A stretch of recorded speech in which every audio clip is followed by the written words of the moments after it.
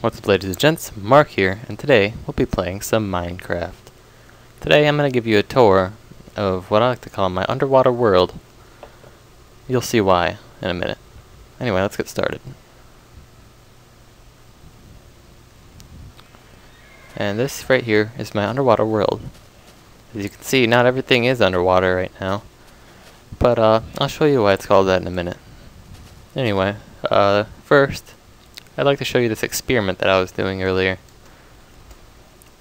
I haven't played Minecraft in a while, but when I did, this is what I was working on at the time. I was trying to figure out if water would be stopped by a door, whether it was open or closed or not. As you can see, there's holes in the door, and for some reason the water stops right there. I'm like, wonder what that could be. So when I try opening the door, lo and behold, the water is still stopped in the doorway. I can still walk through it, and I can still go through the water. It just abruptly stops. I don't know whose physics this guy used to make Minecraft, but definitely not Newton, definitely not Leibniz. It's really, really weird. Anyway, next part of the tour is my workshop, or my garage. This is it right here. Not too much, just normal crafting bench, a couple furnaces, and a random black box. Wonder what that could be. I don't know, Minecraft's been kind of buggy. I don't know why it's black. But it's just a chest. Still animates and everything. It's kind of weird.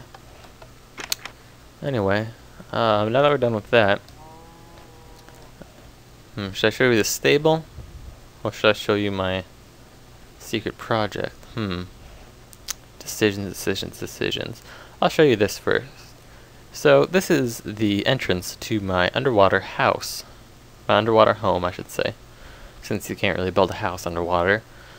This is the end. I made it out of solid stone and out of a steel door because I didn't want any, creepers blowing it up, that sort of stuff. I wanted to keep it sturdy, that way if it was blown up, I wouldn't be totally exposed as it would be if it was glass. So, flip the switch, I can enter, move it back, make sure the baddies are out, and here we go, on down the tunnel to my house. Floating cow, nope, it's just swimming. Just keep swimming, cows. Alright, so this is it right here. Let me start back. So this is it. It's really just a room. Nothing too fancy right now. A room with some torches, crafting bench, furnace, chest that's empty, and a bed, and a few torches, hardwood floor, and water for walls, sorry. Nothing fancy, because when I tried this, I originally wanted to have like a whole tunnel system worked out to where this room would lead up to another room, which would lead up to like a huge, I don't know, kind of like atrium. But it's kind of difficult to build these. What you have to do is you have to go underwater, hold your breath, and then place as many blocks as you can, come back up, place as many blocks as you can until you have it, all of your walls. Then you have to build a ceiling to enclose it. Once your ceiling's done, you have to do the long, tedious process of taking these buckets right here. Usually you'd fill up the whole bar with them, but you take buckets, then you'd individually just grab the water, then you'd have to run all the way back to shore and dump it off into the ocean. Very tedious, kind of stupid.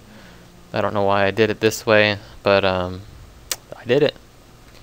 And this took for at least an hour, and I had to redo it twice. Very difficult. There's probably a simpler way to do it, using a mod of some sort.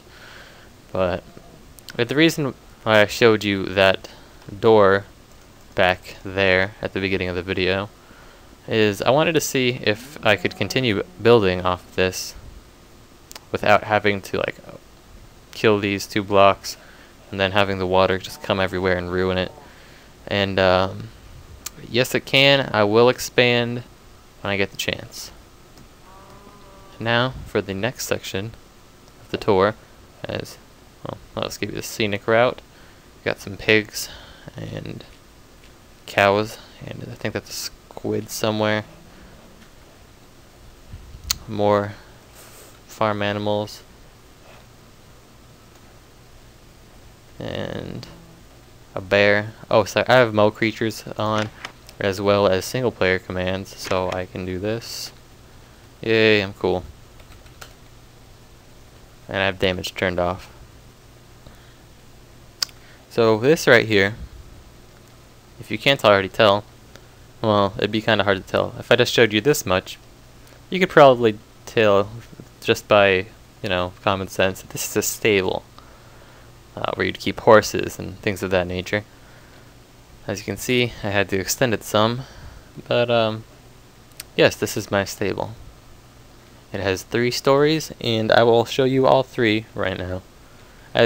Okay, so as you approach the entrance, you'll see that the entryway is 2 units across by 3 units high. This is because this is the minimum space that a horse can fit through. So I'd open these manually. I'd get up my horse, open these manually, get back on the horse, ride it in, dismount, close these, and then get back on a horse. Now this is the first tier of my stable. Again, 2 wide by 3 high. And this is where I'd keep the general horses, like, you know, those brown ones. Nothing fancy, no Pegasi or anything. And if I wanted to mate some horses, then I would just enclose them right here, put a couple blocks down, and then, you know, let them get down, get to work, and separate them from the rest of the animals.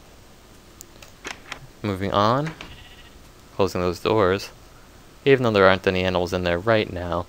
When I was on update 1.6, which is when I last played, I had a bunch of horses, but mod updated and I stopped playing for a while, and the game kept updating without me, and lo and behold, my horses are gone.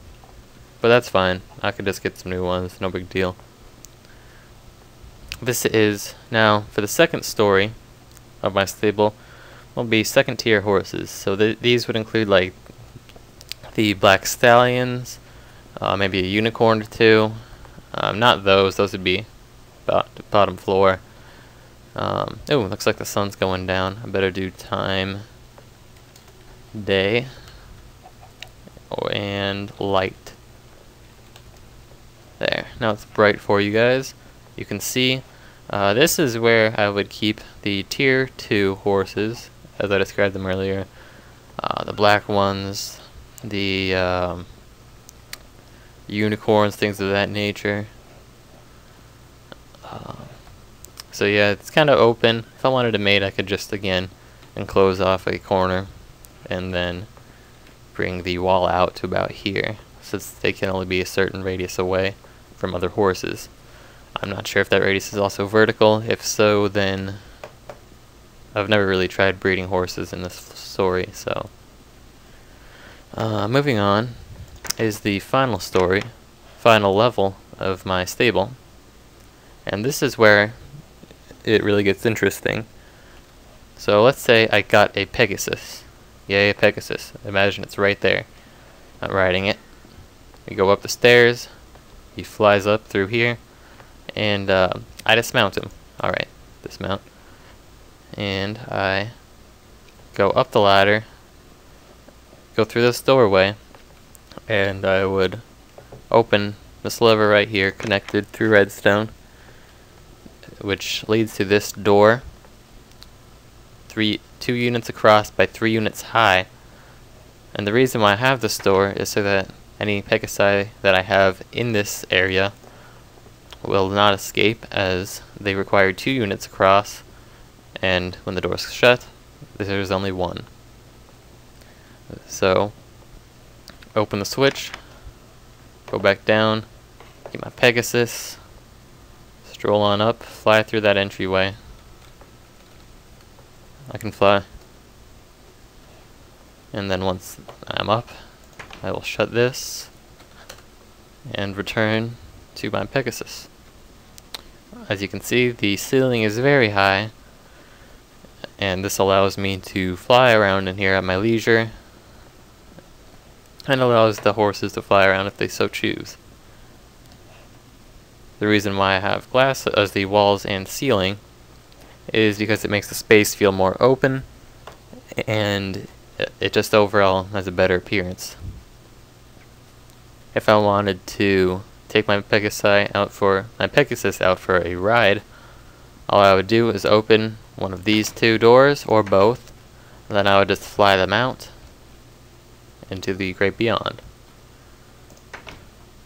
The reason why they can't fly out at this juncture when the doors are closed is because although this entryway right here, the sliver, is 3 units high, it needs to be 2 units across for a Pegasi to fly out of there, or any horse in general. So I would just open these, fly away, close them, that kind of thing. There is a flaw to this system though. Once I'm out, there is a chance that the Pegasi can escape. I'll just have to deal with that later. But that's been the tour of my underwater world, which should really be called Giant Stable World. If you like this series and you want to keep going, go ahead and click the like button, the favorite button, or the subscribe button. All those are very helpful, and I will show you on the next episode either one of my other worlds, perhaps the world I started with, or I will show you maybe we could do something special. I don't know, you'll have to see and wait and find out. But this has been my first Let's Play live commentary of Minecraft. I hope you guys enjoyed. I know I did. Again, like, favorite. Anyway guys, thanks, and I'm out.